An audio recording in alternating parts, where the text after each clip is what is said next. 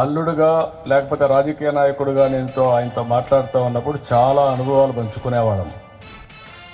ఇక్కడి నుంచి ఆయన విజయవాడకు రావడం, విజయవాడ నుంచి గుంటూరుకి వెళ్ళి ఏసీ కాలేజీలో చదువుకొని మళ్ళా సాయంత్రం విజయవాడకు రావడం.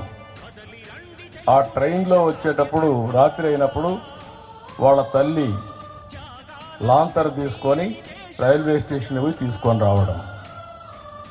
అంటే ఆయన కూడా ఎన్ని కష్టాలు పడ్డాడనేది ఉదాహరణ ఇవన్నీ. అదే మాదిరిగా ఆయన ఉండేది కూడా పూరింట్లో ఉండడం. ఒకసారి తుఫాన్ వస్తే ఆ ఇల్లే లేచిపోయే పరిస్థితి వస్తే సెంటర్ పిల్లర్ పట్టుకొని రాత్రి అంతా ఆ పిల్లర్ని అట్నే పట్టుకొని ఉండి ఇల్లు కాపాడుకున్న వ్యక్తి, కష్టపడిన వ్యక్తి ఎన్టీ రామారావు గారు.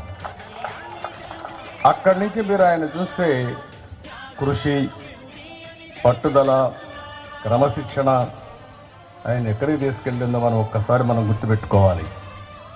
సినిమాలు ఇప్పుడు కాదు, ఇంకా భవిష్యత్తులో కాదు, మళ్ళా ఎన్టీ రామారావు గారే పుడితే తప్ప మళ్ళీ ఆ యొక్క పాత్రలు ఎవడు పోషించలేడు, పోషించబోరు కూడా.